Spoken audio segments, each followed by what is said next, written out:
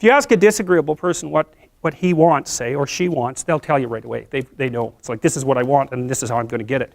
But agreeable people, especially if they're really agreeable, are so agreeable that they often don't even know what they want, because they're so accustomed to living for other people and to finding out what other people want and to trying to make them comfortable and so forth, that it's harder for them to find a sense of their own desires as they move through life.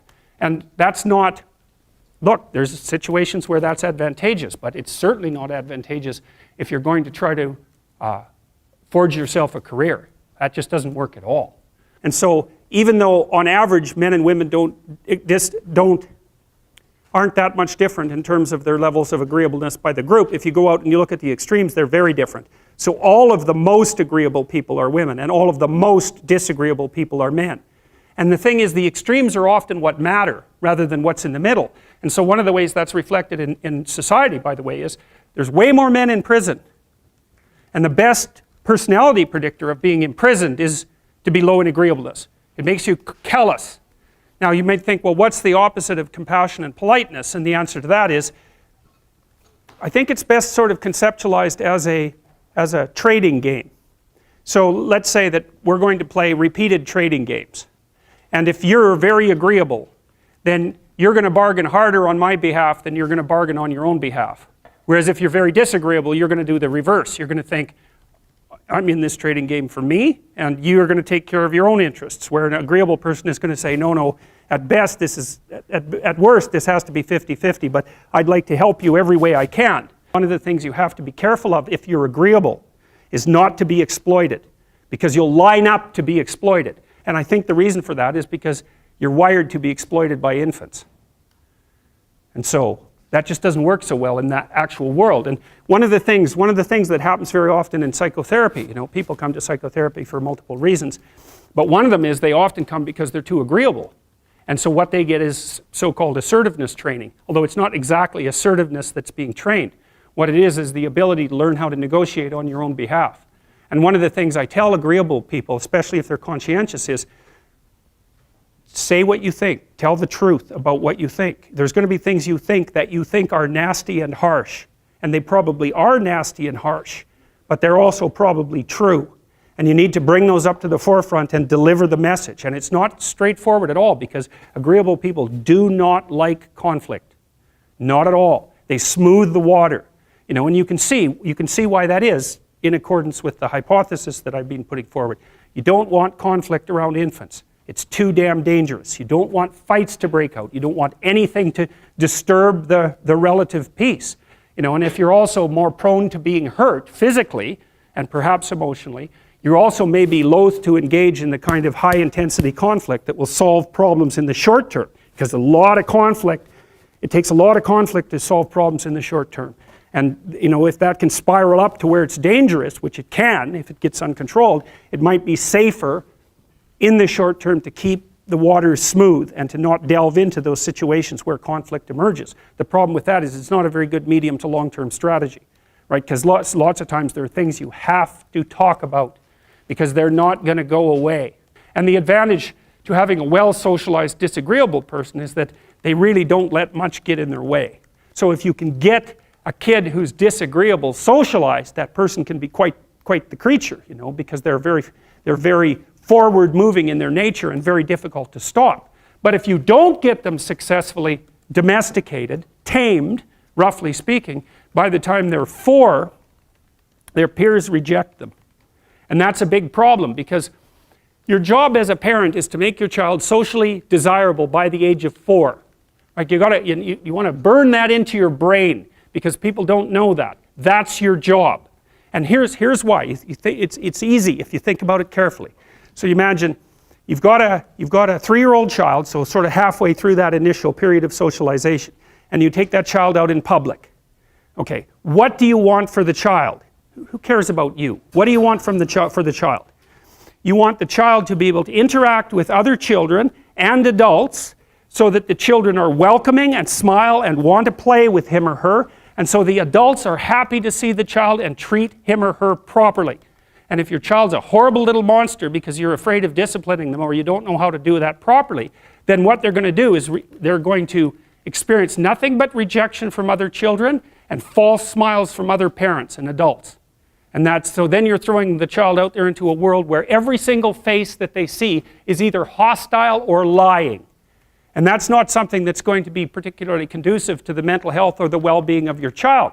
If your child can learn a couple simple rules of behavior, like don't interrupt adults when they're talking too much, and pay attention, and try not to hit the other kids over the head with the truck any more than is absolutely necessary, then, and share and play properly, then when they meet other kids, the kids are going to try out a few little play routines on them, and that's going to go well, and then they're going to go off and socialize each other for the rest of their lives.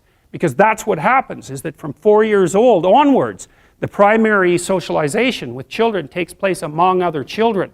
And so if the kids don't get in on that early, they don't move into that developmental spiral upwards, and they're left behind. And you can imagine how terrible that is, because a 4-year-old will not play with another 4-year-old who's 2. But a 5-year-old certainly will not play with a 5-year-old who's 2, right? Because the gap is just starting to get unbelievably large. And so the kids start out behind, and then the peers leave them behind, and then those kids are alienated and outside the peer group for the rest of their life. Well, those are the ones that grow up to be long-term antisocial, right? They're already aggressive. It doesn't dip down. Now, what happens to normal boys, roughly speaking?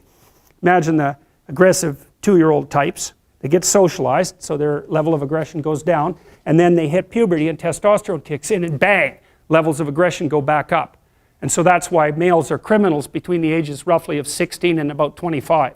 So, and it matches the creativity curve, by the way. It's so cool. If you look at the spike of creativity among men, 16 to 25, then it starts to go down. Criminality matches that absolutely perfectly. So that's quite cool. So, the testosterone levels raise the average level of aggression among men. It's more dominance than aggression, actually, and testosterone is by no means all bad. And then it starts to decrease at about age 25 or 26, which is usually when men stop staying up late at night, stop drinking as much, develop a full-time career, and take on the burdens and responsibilities and opportunities that are associated with a long-term partner and family. And so, well, so that's the development of what I would call predatory aggression, because I also think that the agreeableness distribution is probably something like predatory aggression versus maternal sympathy. It's something like that. So if you look at other mammals that are predators, because we're predators as well as prey animals, if you look at other animals like bears, the male bear has absolutely nothing to do with the raising of the infants. In fact, the female bears will keep the male the hell away, because he's likely to kill the infants and maybe even to eat them. So there's no maternality at all in solitary male mammalian predators. It's really useful to investigate the viewpoints of people who have opposing views to yours, because they'll tell you things. Not only will they tell you things you don't know, they'll also tell you how to see the world in ways that you don't see it. And they'll also have skills that you don't have, that you could develop. So for example, if you're an introverted person, it's very useful to watch an extroverted person, because the extroverted person has ways of being in the social world that aren't natural to you, that you can use to improve your toolkit.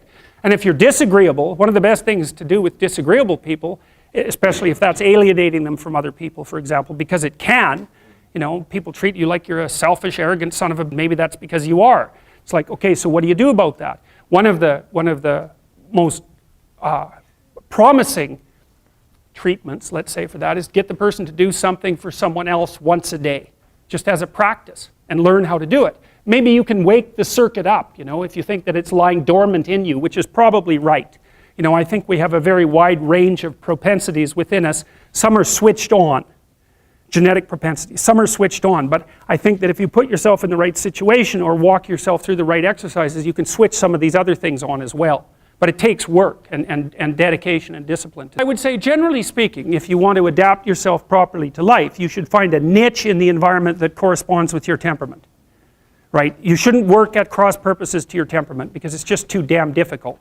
But having done that, then you should work on developing the skills and viewpoints that exist in the space opposite to your personality, because that's where you're fundamentally underdeveloped. And that way I think you can extend out your temperamental capability across a wider range. And to me, that's roughly equivalent as bringing a richer toolkit to each situation.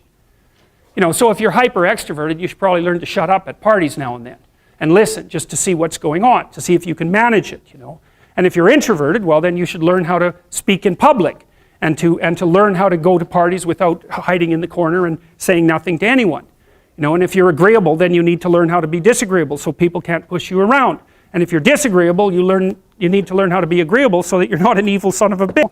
So, and the same thing applies even in the conscientious domain. It's like if you're too conscientious, you need to learn to relax and let go a little bit. And if you're unconscientious, it's time like, get out the Google Calendar, man, and start scheduling your day, right? And beat yourself on the back of the head with a stick until you're disciplined enough so that you can actually stick to something for some length of time and not living in absolute squalor, which is something that would characterize someone who's very disorderly, for example, because they don't notice.